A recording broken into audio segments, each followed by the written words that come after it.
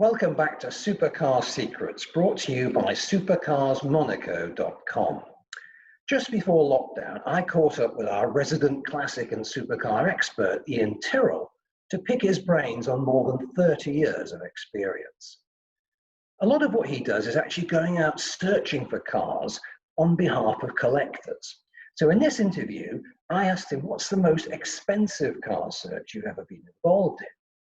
Turns out the car was designed by the legendary Gordon Murray, who obviously knows what he's talking about because his daily driver is the same as mine, an Alpine A110. Let's find out from Iain about one of Gordon's designs that many people regard as the best road car of all time. Now, Iain, part of your role is going out there and searching for that one car that somebody wants to add to their collection at almost any price. What's been the most expensive car that you've actually gone and found for a client? Well, of course, we're on slightly dangerous ground here because a lot of people don't like their clean laundry being washed in public, for want of a better way of putting it. But I can generically talk about one project. The car in question was a McLaren F1, actually. Okay. Now, they've never been cheap.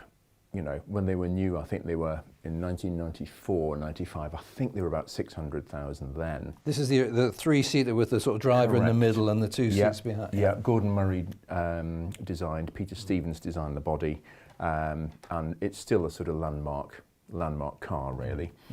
But boy, have they gone up in price. He ended up doing various iterations of them. The standard road-going car without any sort of downforce addenda, and then they went to Le Mans, etc., and started putting big spoilers on them. But the original, they're all worth serious money now, but the car that I was involved in was one of the 64 road-going original F1s.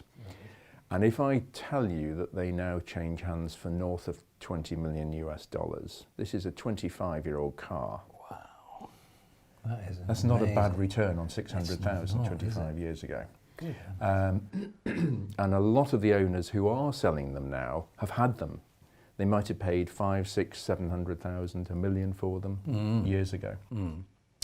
But that was completely off market, to use the expression. So the buyer knew about it. Obviously the seller knew about it. I knew about it. There may or may not, depending on the situation, be one or two other people in the chain. Right. And the car just very discreetly, the money goes via an escrow account, and the car very discreetly gets shipped from, in this case, one continent to another, and that's it. So are you, in that scenario, would you be aware first of all of the request from the buyer and then start scouting around to find the car, or do you know the car first and then you're scouting for the buyer? It actually can work either way. Right. It can be the buyer who's proactive and said, I would like. I mean, quite often I get a wish list. People have sold their business for a lot of money, or they've suddenly decided to divest. They've got a big tax bill coming, etc. There's also myriad reasons why people suddenly buy classic cars or collectors' cars or supercars. But yeah, it could be the buyer that for that reason says, I've got an appetite for the following half a dozen cars, or it could just be the seller who says, look, it's time for this to go. It's actually too much of a responsibility, some people find it. Yeah, okay. And is there any kind of, you mentioned the escrow account, but is there any kind of sort of legal contractual process that happens between buyer and seller? Yeah, generally it's all very out in the open, and everybody knows what's going on. And I've never, when a situation gets to that stage, there are plenty of filters along the way where it could fall down if somebody tries to be too clever or whatever.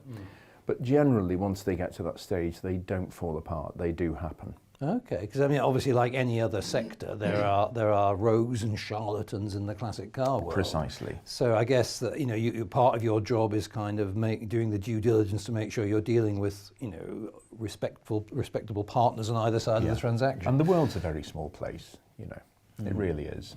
Google's made it so, but also, dare I say it, when you've been doing it for nearly 40 years, you also have a a reasonably sized address book as Yeah, well. yeah. But do you actually, in a transaction like this, so as a McLaren F1, it's $20 million, would you physically get involved in checking the car out or in moving it to the new owner? Or? That's, checking it out is paramount. So in the case of the McLaren, I actually did go and check it out. I used to do a lot of that work for Lloyd's of London and things like that in high value car transactions. So I'm no stranger to that. Unfortunately, forgive me, but I can bring my technical knowledge to bear to know what's right and what's not.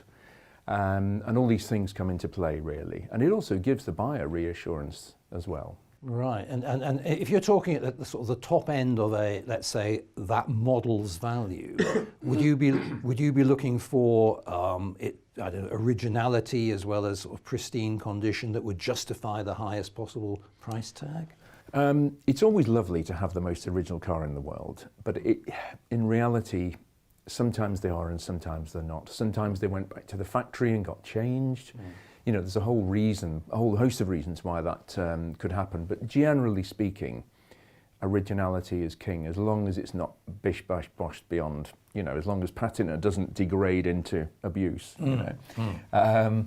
But yeah, original cars are very hard to find, but they are still out there. But it does have a bearing on value, or provenance, of course, who's owned it, right, etc. Yeah. Okay, so in this case, it was probably the highest priced of that model that was available at the time. About on the money, actually. Yeah. That's within reason. The classic cars do find their own value, or supercars, and where they've made as many as 64 of them, it doesn't sound a lot, but there are almost always one in any quarter of any year. There's almost always one on the market. So if I was the buyer in that case and I said to you, look, Iain, am I paying a fair price for this car? You'd be able to tell me whether 20 million was the right number. Yeah, because there are still, auction houses are a reference point.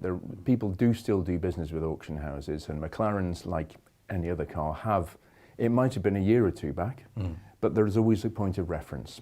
Right. Okay, fantastic. Iain, thank you very much for joining us. Pleasure.